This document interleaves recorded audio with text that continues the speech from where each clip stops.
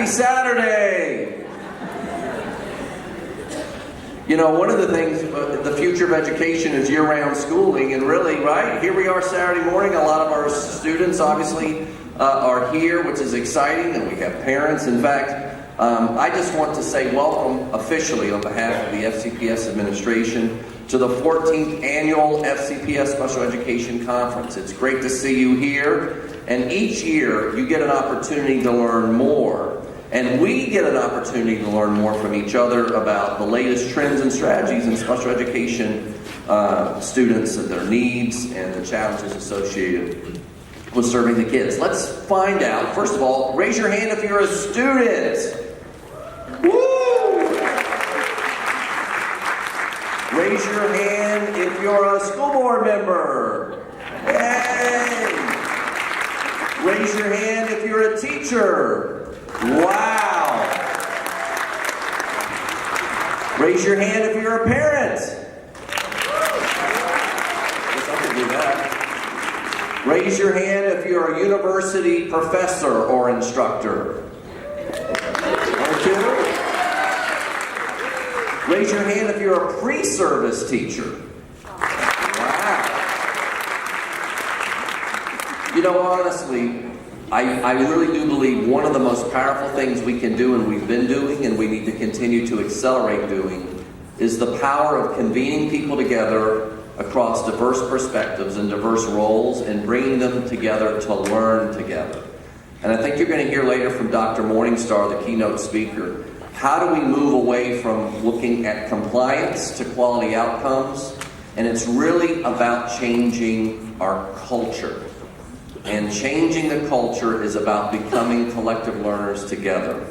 So I'm very excited about that. This year's conference will help focus on continued partnerships and help us form new ones so that we can set high expectations for all of our kids, support inclusive practices and transition services, and improve post-secondary practices for students that have disabilities.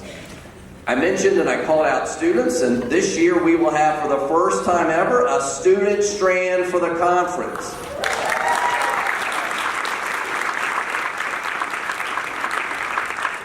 It's a 4-hour conference, and for students, they'll be doing an I Determined seminar. It's youth leaders, and you'll really get to hear from students and their point of view. So I hope you get a chance to stop in and see that, and it's one of the things that I have on my list.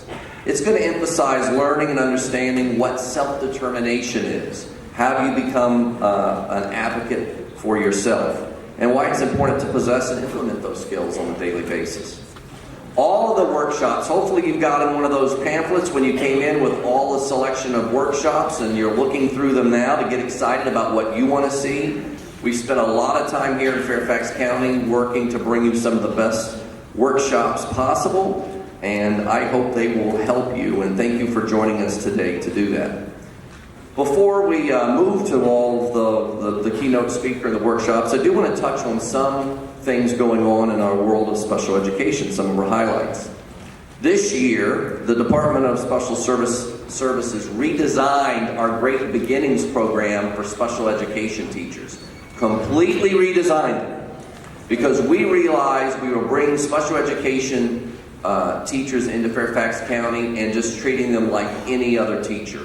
And those, in some cases, frankly, are the teachers that need the most support, the most help, and they need differentiation. Just like you want differentiation for kids, we need to do better in Fairfax in differentiating professional development and induction for teachers.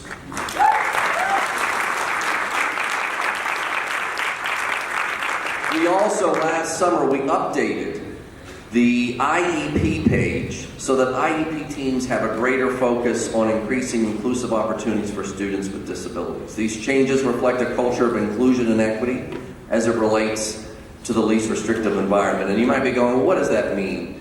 We really have put the IEP teams through a series of questions that really ask them to focus on inclusion. And sometimes we need to have the conversation first before we rush to check and fill in the box. And so we've tried to work with this IEP change to really have the conversation first before the checklist arrives. We also this year had professional development focused on positive behavior supports to all FCPS bus drivers and attendants by our Behavior Intervention Services team.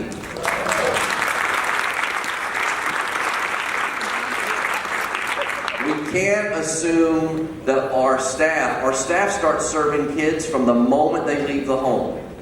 And we got to be giving all of our staff the skills, the techniques, and the training necessary to serve all students. And frankly, yesterday we had, for the first time ever, a educational support conference for our office staff. Right here you see with bus drivers.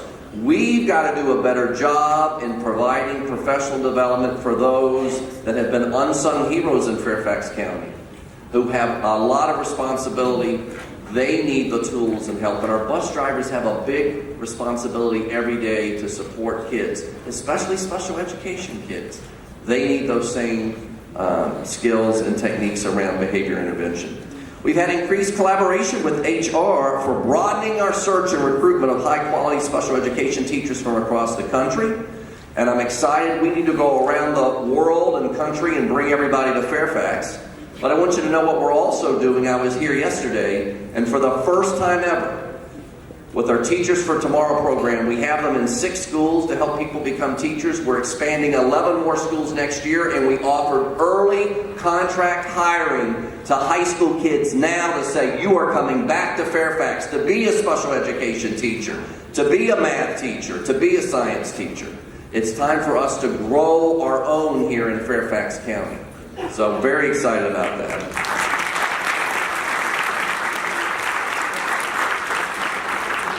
And we're continuing to foster stronger and stronger relationships with local universities around special education teacher licensure programs and transition initiatives. You know, one of the interesting things, not just about special education supports, but social emotional behavior supports. There are only 2 states in the United States of America that require teacher prep programs to provide social emotional supports. And guess what? Virginia isn't one of them. We have got to train our teachers from the beginning to have the tools necessary to serve all students.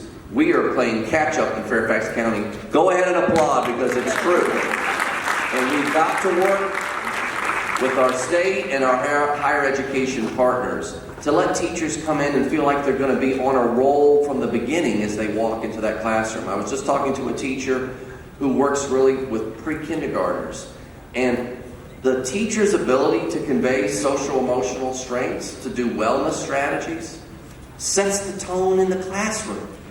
But we've got to give teachers those tools to know what those strategies are in the first place. We've been so busy working on focused in our prep programs on academic content and not focused on the social emotional skills and dispositions that teachers need to develop in our young people each and every day.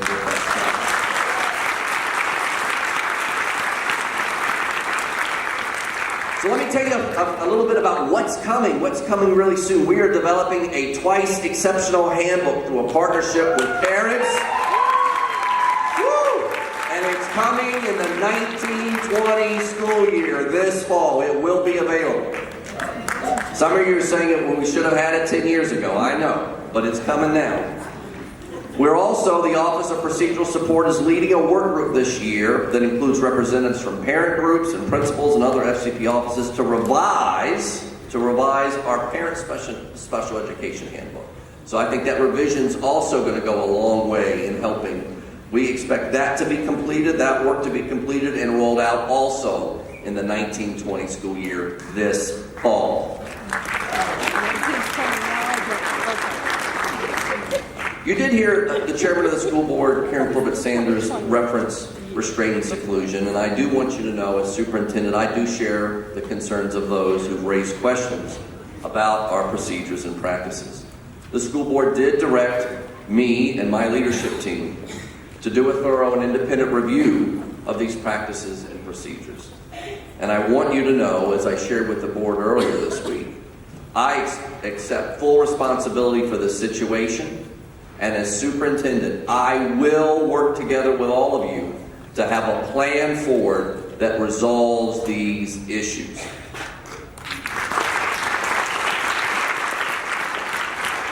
Some of the components that we already know are going to be involved are accurate and timely data collection and reporting, improved staff training, which we've already talked about in general, auditing our programs at our comprehensive services sites and our public day programs, additional behavior intervention teachers in our school system. Absolutely fantastic. And I shared earlier this week that it is my intention, pending school board approval in the budget, to add a special education specialist in the Office of Ombudsman, so parents can turn to a third party when they feel they're frustrated and against the wall, even as they've engaged school officials. Hopefully, if we build the right culture, we won't have to go there, right? And that's part of where I think the keynote speaker will go. We've been focused so much on compliance and how do we work to create a culture of excellence in all of the interactions that we have with parents, even if we don't always see it from the same perspective, that we can learn together, listen together, and then lead together for better outcomes for our kids. I want to tell you today, I appreciate the work of our support staff who help our students learn every day and that grow in an environment where they can be cared for and respected. And I want you to know something. I left the school system for a while, and the staff, the teachers, the support folks are second to none in this country. We have the best of the best in Fairfax County Public Schools. We do. But even the best, right? Even the best need help, support, and the caring culture that we want for our children, I also have to model as a leader. And we need to create a culture of mutual support, of mutual care, and by doing that, we'll also have the mutual accountability that this system needs and expects every day. So now I'm going to ask Teresa Johnson, the Assistant Superintendent for the Department of Special Services, and Sherry Bekowitz, the Chair of the Advisory Committee for Students with Disabilities, ACSD, to come up for the presentation of our first class awards.